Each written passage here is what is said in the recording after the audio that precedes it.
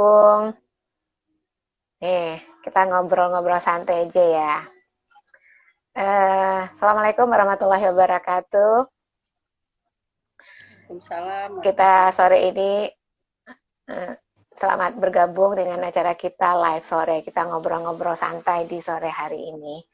Mau bicara dengan pakar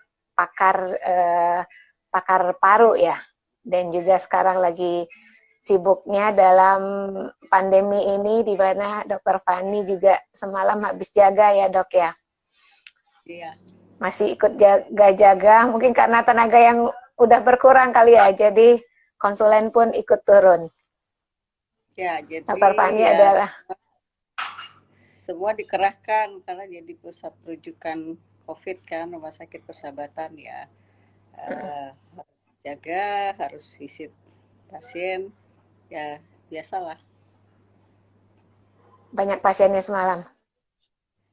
Lumayan banyak kan, jadi rujukan, jadi kan banyak yang merujuk, minta diterima kasus COVID ya. Kasus COVID masih tinggi dok? Ya?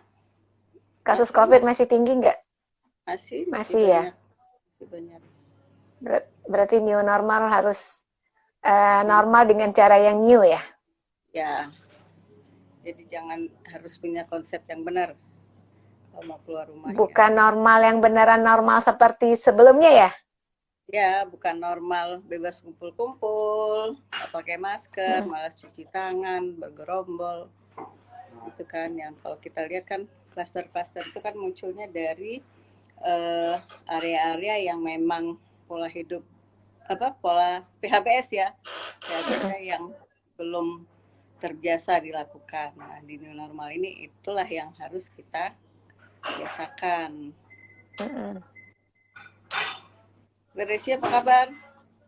Alhamdulillah. Ini kita masih banyak rujukan. Masih ada sih, kita evakuasi. Jadi, yang tidak sedahsyat yang awal-awal ya, mudah-mudahan ya. Iya. Tapi masih mungkin yang kasus ringan kita evakuasi ke Wisma Atlet. Iya. Ini kayaknya emang jamnya pulang ya, orang masih dalam perjalanan pulang ini. Waktunya perjalanan pulang. Ya. Kalau puskesmas sih pas sudah jam pulang nih, jam 4.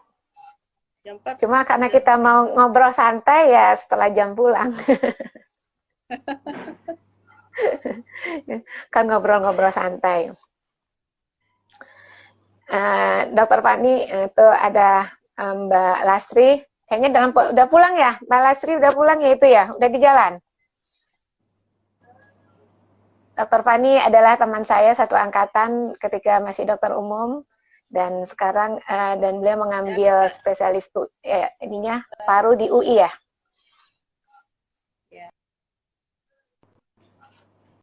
Agak freeze.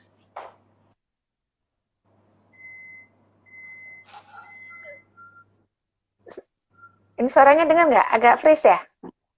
Suaranya dengar ya? Tadi sempat sih ada keterlambatan. Kalau suara saya jelas, seperti sih. Sekarang jelas. Tadi sempat agak freeze dikit.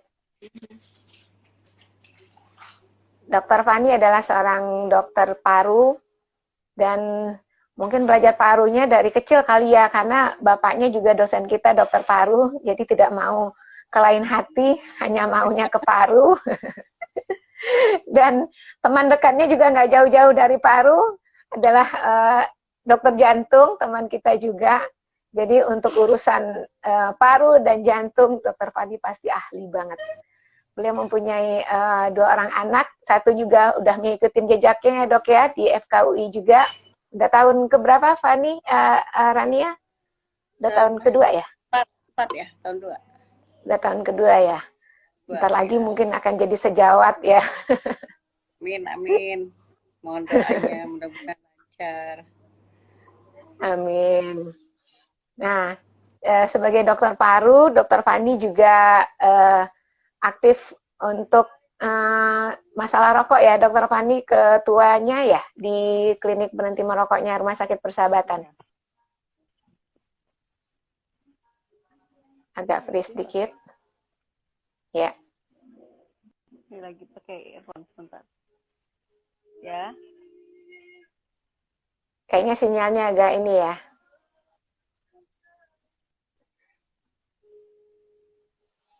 Ya, Jadi freeze. agak freeze sedikit ya. Sinyal.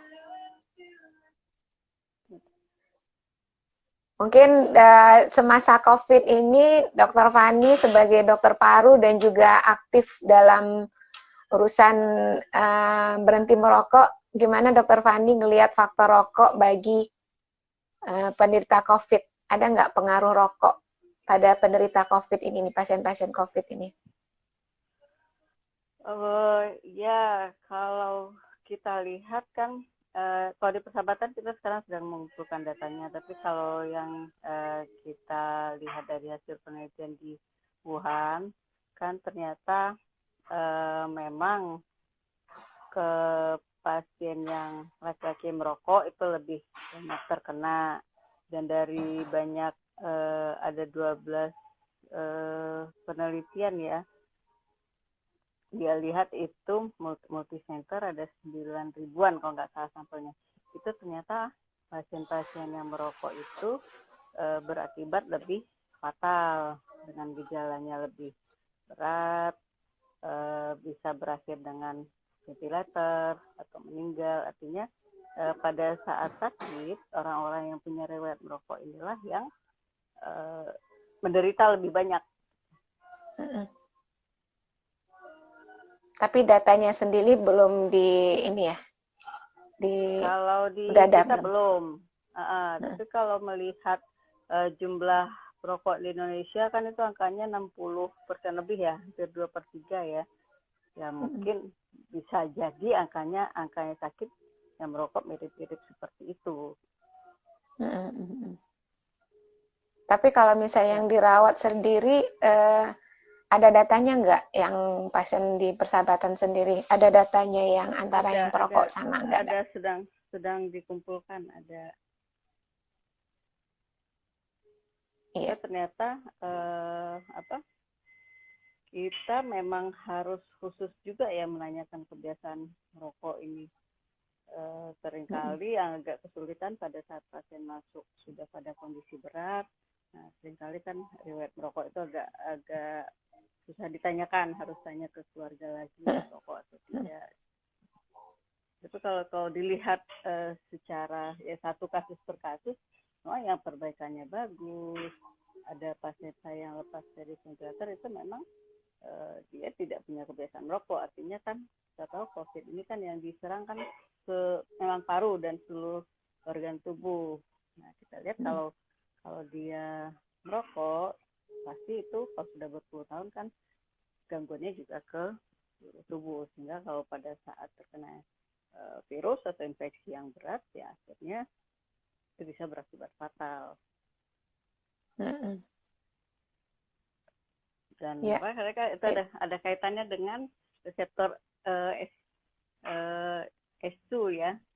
S2 itu yang utamanya banyak di saluran napas, tapi juga ada di seluruh tubuh, di saluran cerna.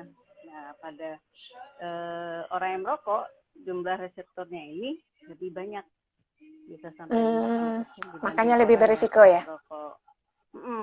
Dan kebetulan ternyata si reseptor S2 itu kan salah satu tempat untuk masuknya virus penyebab COVID-19. Jadi dengan orang yang punya kebiasaan merokok, reseptor S2-nya lebih banyak, artinya dia menyediakan tempat masuk yang lebih banyak untuk si virus. Nah, kembali lagi kan kalau suatu kesakitan itu kan tergantung viral load-nya, jumlah virus yang masuk. Artinya makin banyak reseptor, tentu risiko dia sakit akan semakin besar. Itu untuk masuknya.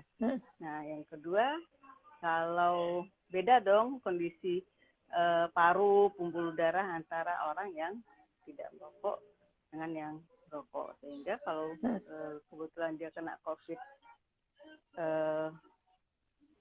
dapat yang berat, nah itu tidak semudah. Kita harus ya ginjalnya kena, kena, karena bisa ke jantung juga, akhirnya itu yang memperberat ya sampai bisa berakibat fatal.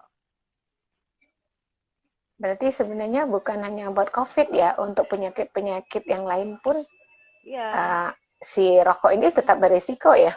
Artinya kan kalau kita lihat nih COVID kan di ujung ya, di ujung. Tapi kan dari awal kan kita lihat rokok meningkatkan inflamasi, meningkatkan radang saluran napas, orang lebih mudah batuk, pilek kan, meskipun ringan tapi kan bisa berulang.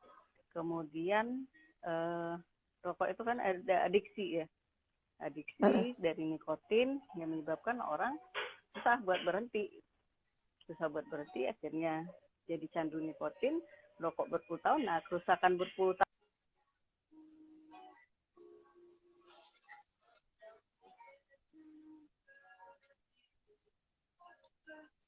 Dokter Fani agak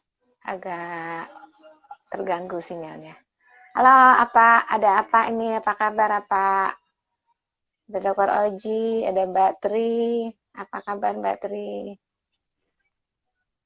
Dokter Fani tadi sempat agak freeze, mungkin bisa sedikit diulang. Jadi tadi kan minimal ada empat efek dari rokok yang sebenarnya kita sudah tahu, tapi apabila dikaitkan dengan COVID ini, satu, orang merokok kan pasti ada inflamasi, ada radang di saluran napas. Karena tubuh kita ini tidak diciptakan untuk dimasuki oleh bahan-bahan berbahaya, tidak dimasuki asap, tidak untuk dimasuki bahan karsinogenik, dan bahan berbahaya lainnya. Tubuh kita tidak diciptakan untuk itu. Artinya dengan merokok dan dengan masuknya bahan berbahaya tersebut, tubuh akan menimbulkan inflamasi.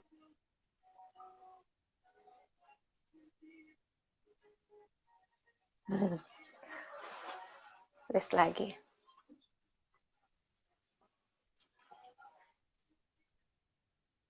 Kayaknya sinyalnya kurang bagus. Halo, maaf. Iya, agak sempat ini dulu sinyalnya kali ya. Kenapa dengan tubuhnya yang kena rokok? Berarti kan ada inflamasi ya, ada inflamasi, mudah terjadi radang, mudah batuk berulang. Itu yang batuknya orang merokok kan khas ya, batuk kadang berdahak kadang enggak, dahaknya ada sedikit. Yang kedua, merokok itu kan efeknya jangka lama baru kelihatan. Kalau 5 tahun, 10 tahun merokok biasanya nggak percaya itu masih sehat, masih bisa lari, masih bisa olahraga tanpa sesak napas. Nah, efeknya kan baru setelah 10 tahun, 20 tahun. Nah, tentu saja makin lama efek merokok, kerusakannya juga akan makin banyak, berpengaruh ke jantung, pembuluh darah. Kita tahu lah banyak risiko penyakit akibat rokok kan, ke stroke, hipertensi, gangguan ginjal juga bisa, ke diabetes, ke PPOK, penyakit paru obstruktif kronik akibat rokok. Itu kalaupun inilah yang jadi faktor komorbid pada orang yang terkena COVID, ya jadi lebih berat. Kemudian yang ketiga itu kan masalah bisa, kalau rokok kan tangan, butuh mulut, butuh hidung. Nah itu kan yang terkait dengan COVID. Tentu juga suatu faktor risiko yang kita tahu, yang salah satu PHBS kita kan rajin cuci tangan, tidak menyentuh tangan, mulut kalau belum bersih. Tapi bukan berarti saya juga ngajak, ya ayo kalau rokok sambil cuci tangan. Kan maunya kan berhenti rokok, bukan menganjurkan rokok sambil cuci tangan. Itu yang faktor-faktor yang mempengaruhi. Nah, seringkali rokok ini kan pelan-pelan ya, Dokter Desi ya. Mungkin kalau setelah, karena adik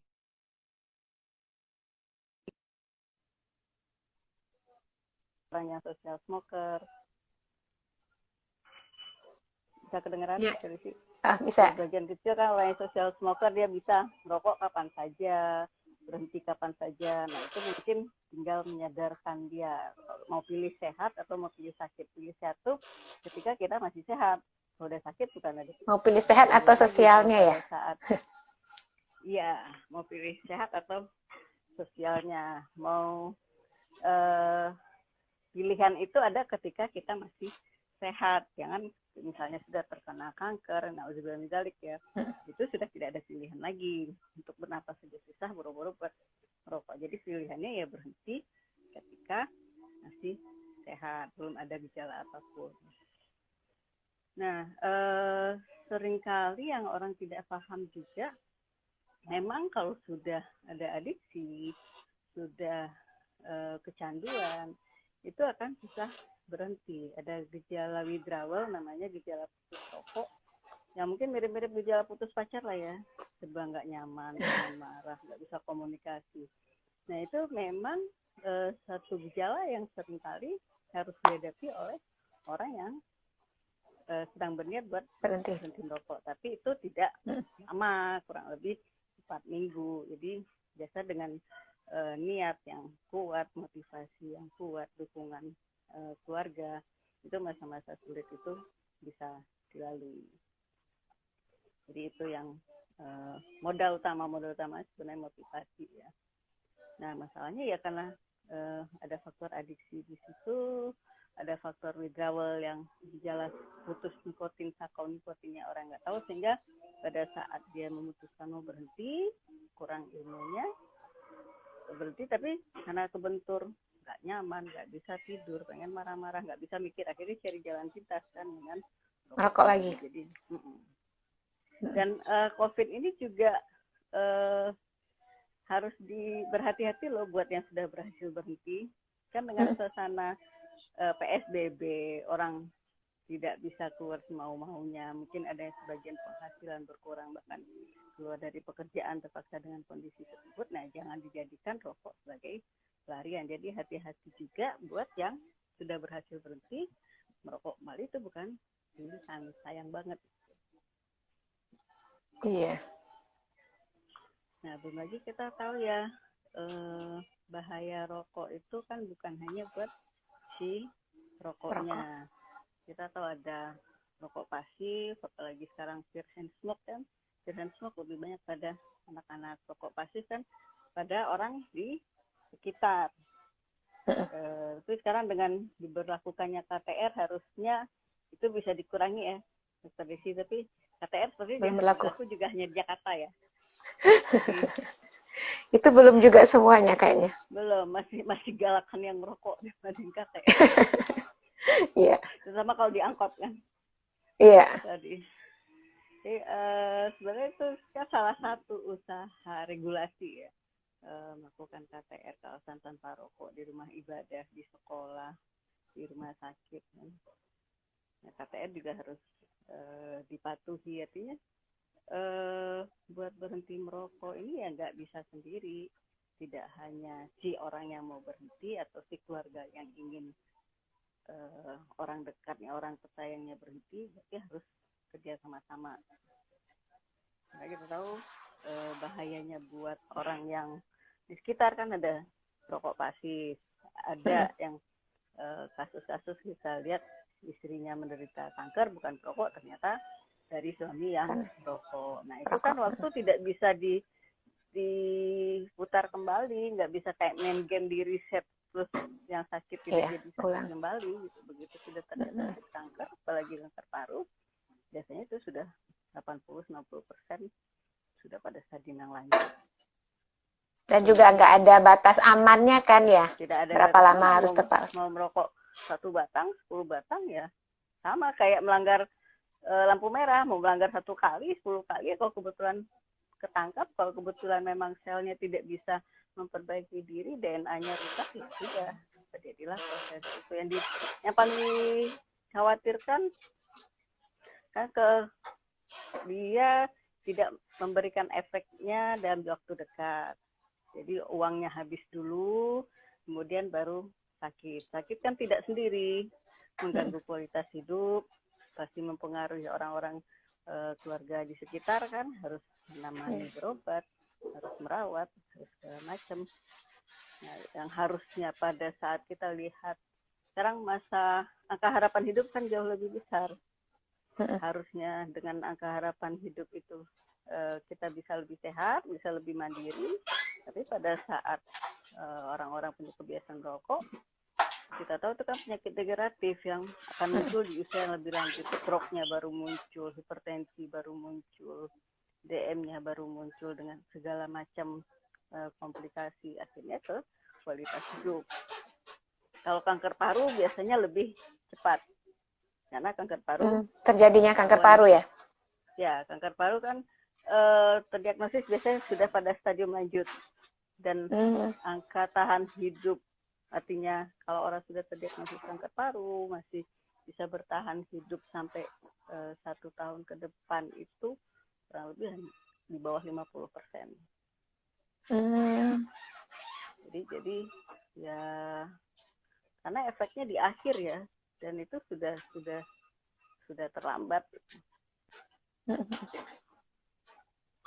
Belum lagi nanti kalau kita tahu yang third hand smoke itu, third hand smoke sekarang kan yang kalau tadi kan rokok pasif yang asapnya side streamnya kena ke orang lain. Kalau third hand smoke kan yang nempel di dinding, di sofa, di perabotan, di karpet.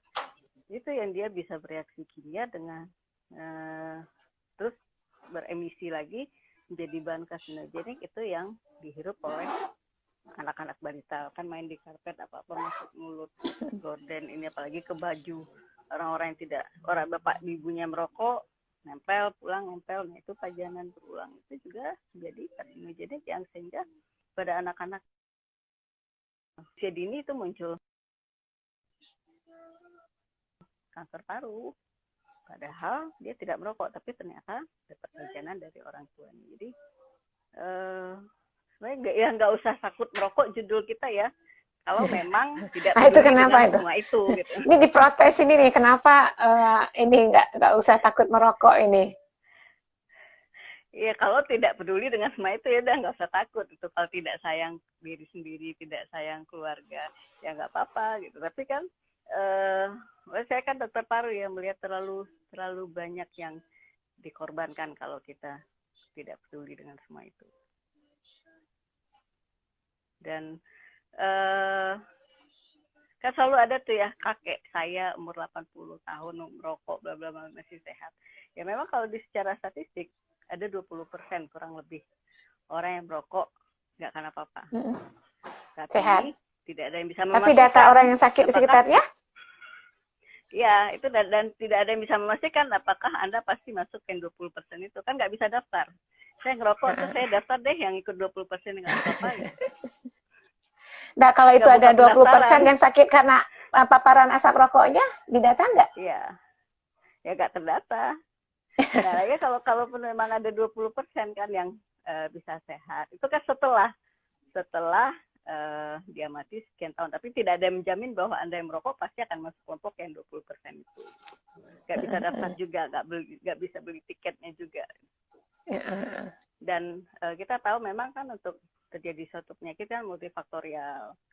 Ada faktor genetik di situ, ada faktor kebiasaan, dan cerita kakek-kakek kita dulu itu, ya mereka kan hidup di zaman yang polusi beda ya. Minimal, bahan karsinogenik minimal, hidup sehat, mungkin merokok masih, aktivitas yang lain masih dilakukan. Kita hidup di zaman yang seperti apa polusinya, apalagi di Jakarta. Ya mungkin dengan PSBB agak bersih ya langit ya. Iya, kelihatan biru, kelihatan biru dan gedung-gedung bisa terlihat dari jarak jauh. Tapi pada waktunya sudah kita hidup di daerah yang polusi udaranya cukup besar. Nah, kalau kita bicara polusi udara, lain lagi tuh tantangannya. Kan? Nih, Dr. Fani ini ada yang nanya nih, Mbak Triana Halim. Penurunan itu akan terjadi rata-rata setelah berapa lama merokok ya, Dr. Feni?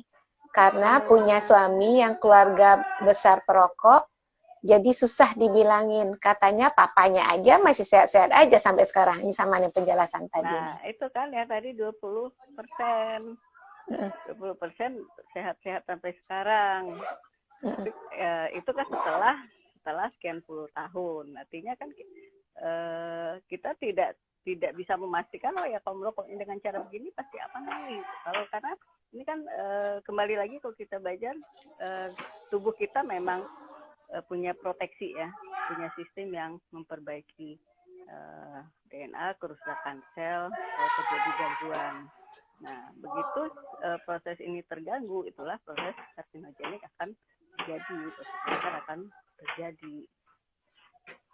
Jadi waktu itu nggak bisa jadi patokan ya? Waktu dan dosis nggak bisa jadi patokan. Dan memang makin cepat pajanan, makin besar dosis itu kan sangat berhubungan. Nah, kalaupun ya denialnya sih itu ya masih sehat, masih ini.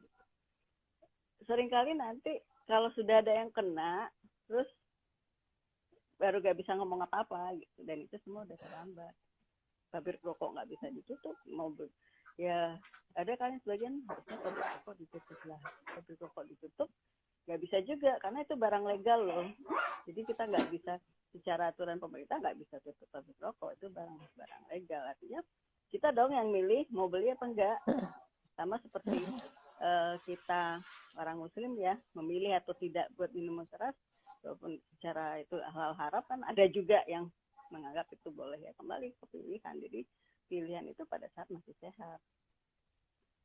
Pilihannya bukan tutup pabrik rokok ya waktu kita sehat, waktu kita semua masih baik aja. Ya kenapa yang dipilih rokoknya, sementara tubuh kita tidak diciptakan untuk dimasukkan bahan-bahan yang berbahaya seperti itu. Biasanya juga nih keluarga-keluarga besar perokok ini, kalau misalnya di antara keluarganya itu ada yang tidak perokok, misalnya sakit, malah dia merasa lebih bangga itu. Itu yang tidak merokok aja sakit, saya merokok nggak apa-apa. Nggak pernah berpikir bahwa yang sakit itu adalah akibat perokoknya. Ya bisa jadi ya, yang banyak bukti memang angka kesakit batuk pilek pada anak-anak, risiko yang lain, dan ya seringnya gitu ya, kalau yang merokok selalu akan ada bela dirinya. Dokter Desi kan juga jadi konseling kan, banyak ketemu lah ya, kalau belum lah dipakai.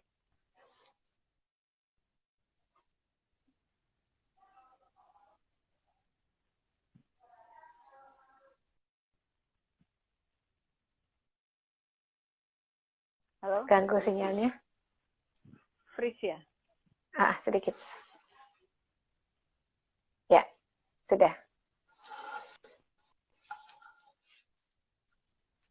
Nah, balik lagi kan ke keluarga ya. Satu itu berhenti merokok tuh hampir mirip kayak dapat hidayah ya. Kalau belum terinspirasi mau gubernur mau apapun juga nyuruh nggak akan berhenti. Tapi kalau memang motivasinya kena, itu akan lebih mudah. Dukungan dari keluarga juga akan lebih membantu. Artinya tetap diingatkan, kita pun para konselor kan, Dokter Desi kan diajarkan ya, dengan mengingatkan berulang.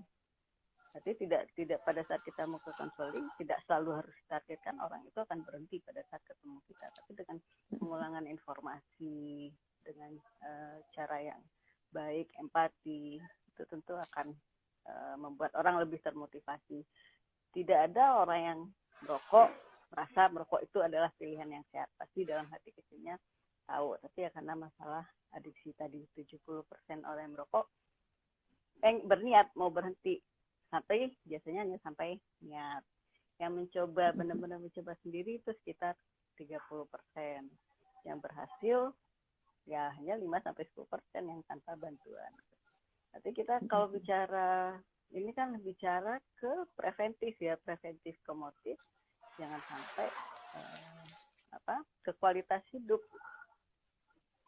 Akan terlihat kok pada saat kita nanti, mungkin kalau yang teman-teman yang masih 25 tahun ke atas ya, kita kan 17 tahun ya Dr. Desi.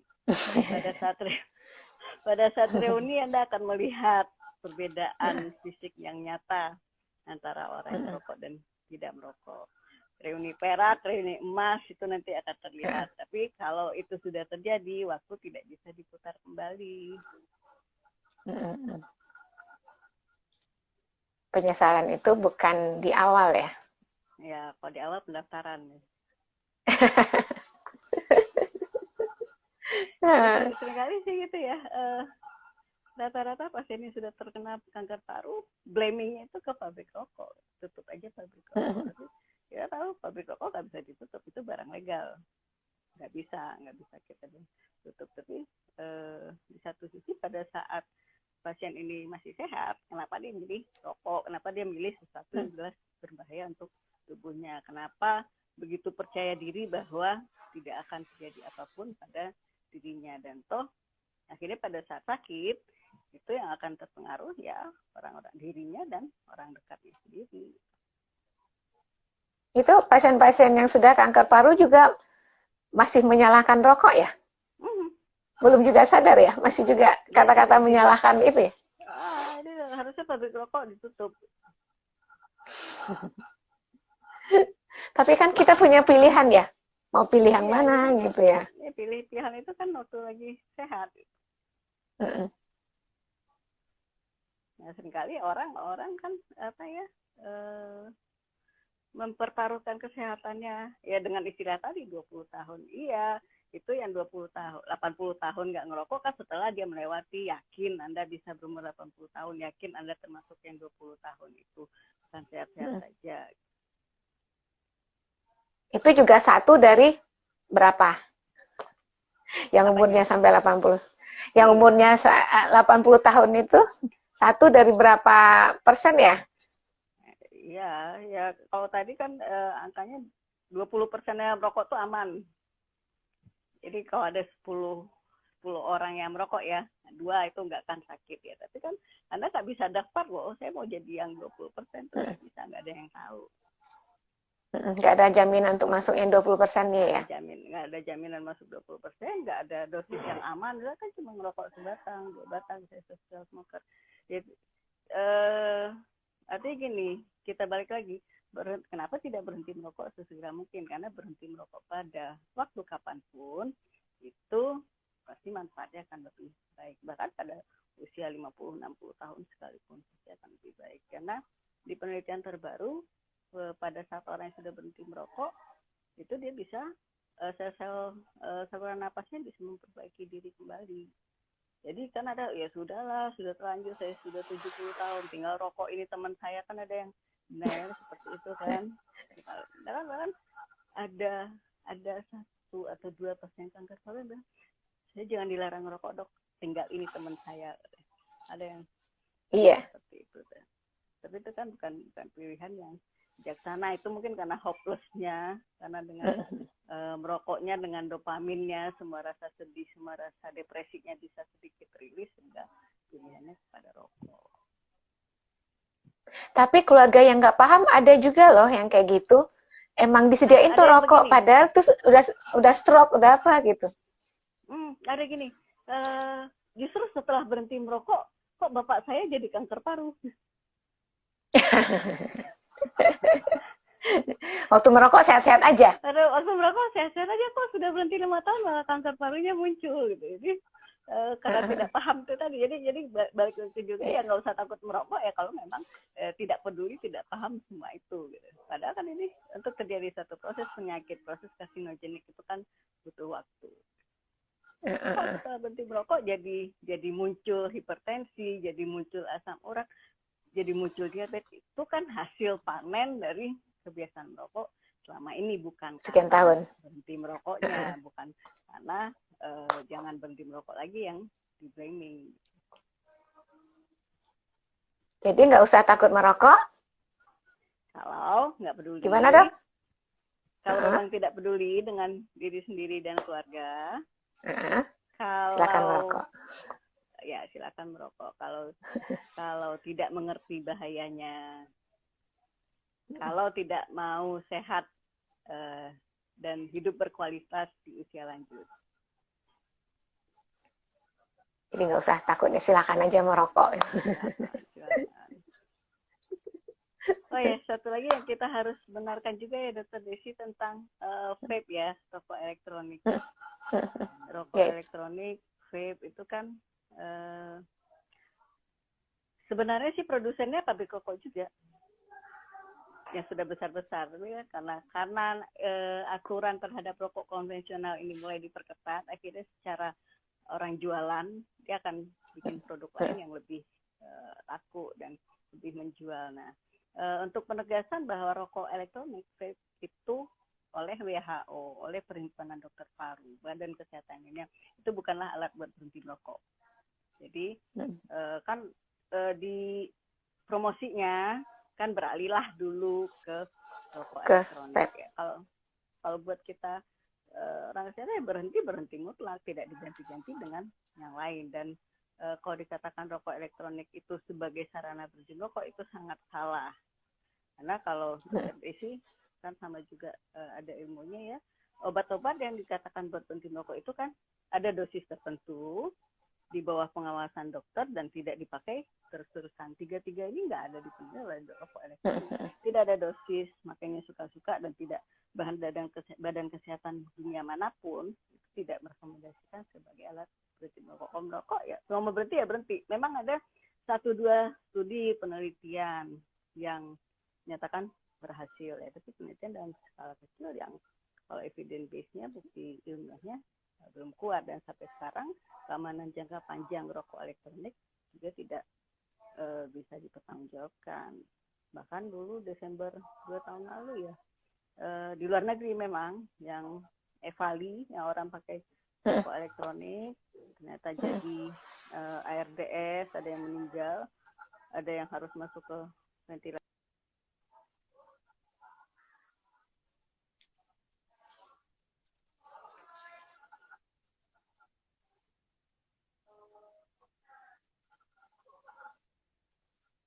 Agak nge-freeze dulu.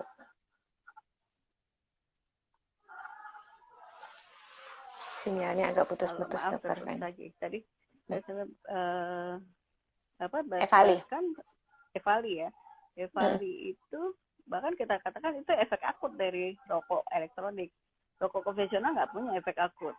Artinya orang bisa bertahan lama 20 tahun merokok, jadi sahabat setianya rokok konvensional, baru akhirnya terkena berbagai macam penyakit. Nah, EVALI kan salah satu efek akut dari rokok. Ya, tapi itunya untuk membujuknya itu untuk berhenti merokok dengan vape ya? Iya, balik lagi jualan lagi. Jadi dari bidang kesehatan WHO, Perhimpunan Dokter Paru, CDC itu tidak merekomendasikan rokok elektronik sebagai sarana berhenti merokok, dan karena memang kita tidak memenuhi kriteria tersebut. Jadi kalau mau berhenti, kandungan zat berbahayanya sama ya, Dok? Memang dalam jumlah yang lebih kecil, tapi ada bahan karsinogenik, ada logam berat di situ, dan yang dikhawatirkan rokok elektronik ini kan bagian dari gaya hidup. Anak memperkenalkan rokok elektronik pada anak-anak usia remaja, sehingga akhirnya akan jatuh juga ke rokok konvensional. Tetap kandungan nikotin yang akan membuat kecanduannya tetap ya? Nikotinnya lebih sedikit, tapi namanya nikotin tetap menyebabkan adiksi. Dan penelitian di kita di persahabatan itu pada orang yang memakai rokok elektronik, itu tetap ada faktor adiksinya sekitar 70%. Tetap ada faktor adiksinya. Jadi ya pilihan terbaik dan terwaras ya berhenti merokok sesegera mungkin. Ini kayaknya ada satu pertanyaan lagi nih. Dari Triana Halim. Semua pasien di rawatan Poliparu sudah dipastikan merokok ya, Mbak? Atau punya keluarga perokok? Kalau yang sekarang gini, kalau yang sudah sakit biasanya udah berhenti merokok pada saat itu. Pasien TB, batuk darah, dia memang berhenti merokok pada saat batuk darahnya. Tapi biasanya setelah dia lupa, sudah sembuh, pertanyaannya kapan saya boleh merokok lagi, Dok? Itu yang kembali ke fitrah. Kembali ke fitrah. Jadi kalau sudah kanker paru ya memang nggak merokok lagi. Nah, kalau sudah kena PPOK itu kan yang sudah ngos-ngosan, boro-boro merokok, napas dia saja sesak baru.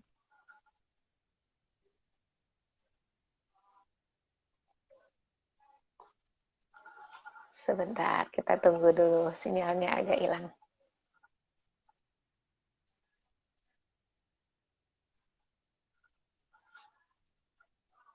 Halo, agak hilang sinyalnya.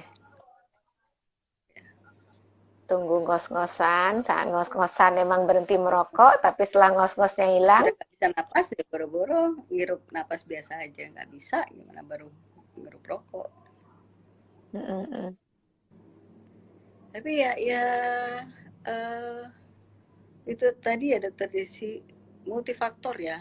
Kita pun tenaga kesehatan sampai berbusa-busa ngomong gitu ya, yang dapat hidayah, yang terinspirasi berapa, tapi ya kita nggak nyerah gitu kan. Karena kita tahu pengulangan informasi dan memang jadi konselor itu kan harus sabar, harus ikhlas. Pengulangan informasi, empati itu mudah-mudahan sih membuat orang bisa terinspirasi buat berhenti. Dan kita juga sebenarnya Kemenkes punya quit line berhenti merokok ya, yang bisa buat Itu orang-orang jalan yang ya, Dokter Fani ya? ya masih Quit masih line-nya, quit line-nya jalan ya? quit line berhenti merokok, saya lupa nomornya, tapi apalagi di masa pandemi ini ya, orang malas rumah sakit, malas kemana-mana, bisa hubungi quit line. Ada konselor juga di situ yang uh, siap melayani. Dan keberhasilan quit line kita itu membuat orang berhenti cukup bagus, 40%. Keberhasilannya? Ya, keberhasilannya. Dan ya memang quit line kembali lagi sih, merokok itu ke motivasi gitu, motivasi, ada pendampingan. Karena kan yang pada saat sakau, pada saat withdrawal itu adalah masa-masa berat yang membuat orang bisa hopeless, bisa niatnya buat berhenti itu gagal lagi. Apa karena emang yang menghubungin hotline itu emang yang sudah emang punya niat tapi nggak tahu kemana harus minta pertolongan? Saya kan pernah itu ya membimbing kerjasama dengan Kemenkes awal-awal. Ada yang berniat benar, ada yang iseng, ada yang menteror, itu juga ada. Tapi ya kita tahulah pihak mana yang menteror, bisa dikira-kira tuh dari mana. Iya, iya. Tapi waktu didata, jadi mereka kan punya semacam etiknya ya, apakah mau dihubungi kembali atau dihubungi secara aktif atau nunggu kliennya yang nelpon ke quit line. Itu keberhasilannya 40% ya. Kita memang kan azas kepercayaan ya sebagai konselor, berhenti belum bisa berhenti ya, tetap mengaku belum bisa. Jadi teman-teman bisa di quit line berhenti merokok kalau pada masa sekarang ini memang susah ke rumah sakit, layanan tidak terbuka di mana saja, quit line berhenti merokok Kemenkes itu bisa dihubungi. Kayaknya di bungkus rokok udah mulai ya dituliskan ya? Harusnya. Dan ya tadi berapa persen yang tahu bahaya rokok dan pengen berhenti tadi, Dokter Feni? Dari semua perokok? 70% sampai niat. Jadi kalau nggak dari yang sekian perokok, berapa persen yang mau yang menyadari bahaya rokok? 70 ya? 70 apa 80%? Artinya gini, yang berniat berhenti sampai niat nih 70%. Artinya 70% sampai seniat ya? Merokok itu nggak bagus. Niat ini dilaksanakan dengan berhenti 30%. Artinya yaudah berusaha berhenti gitu. Nah, dari 30% yang mencoba sendiri itu yang berhasil hanya 5-10%. Jadi sangat kecil, sehingga di luar itu memang perlu pendampingan. Dan bedanya kalau di luar negeri itu kan berhenti merokok sudah masuk asuransi ya, Dokter Desi. Kita harapkan nanti suatu saat pada BPJS juga bisa mengcover berhenti merokok. Sekarang belum ya? Sekarang belum, masih sibuk kan. Sekarang, yang kita utangnya masih banyak. Enggak, yang untuk layanan berhenti merokoknya di klinik persahabatan itu juga enggak ditanggung BPJS ya? Belum. Jadi kita yang di Gria Pusat masih yang swastanya. Tapi banyak ya pasiennya, Dokter Feni? Kalau sekarang sih tetap kesadaran berhenti merokok masih rendah ya. Apalagi itu belum di cover oleh asuransi. Ada sih beberapa perusahaan yang memang mengirim pegawainya untuk berhenti, itu ada. Ditanggung perusahaannya? Ditanggung perusahaan. Dokter Desi, sebentar itu, saya harus pamit dulu nih. Oke. Udah jam 5 juga udah selesai waktu kita ya. Mungkin Mahal ada sehingga tips dari Dokter Fani seperti ini ya, orang merokok itu nggak bisa dia hanya sendiri dan efeknya juga bukan hanya perokok sendiri, tapi juga untuk orang-orang di sekitarnya. Ini juga kan rencananya saya nih mau buka training untuk gimana sih orang-orang sekitar perokok itu bisa membantu para perokok ini untuk berhenti. Mungkin ada tips dari Dokter Feni apa yang harus dipunyai oleh seorang yang ingin membantu keluarganya atau siapa saja yang perokok. Untuk yang terakhir mungkin bisa tips dari ya, yang mau membantu artinya harus punya ilmu, ya kan? Karena buat orang yang sudah adiksi berat itu berhenti merokok bukanlah hal yang gampang. Harus punya ilmu, harus punya empati, harus punya keikhlasan, dan jangan pernah bosan. Punya ilmu, punya empati, keikhlasan, dan komitmen kali ya. Komitmen ya kali ya. Dan juga sudah jam 5, sudah mau berakhir waktunya. Dokter Fani, terima kasih atas kesediaan waktunya. Mudah-mudahan nanti kita bisa sambung lagi obrolannya ini. Mudah-mudahan obrolan kita ini bermanfaat bagi teman-teman yang hadir di sini dan juga bagi yang lainnya. Insya Allah nanti yang nggak sempat gabung, kita akan share nanti rekamannya. Terima kasih banyak Dokter Fani. Assalamualaikum warahmatullahi wabarakatuh.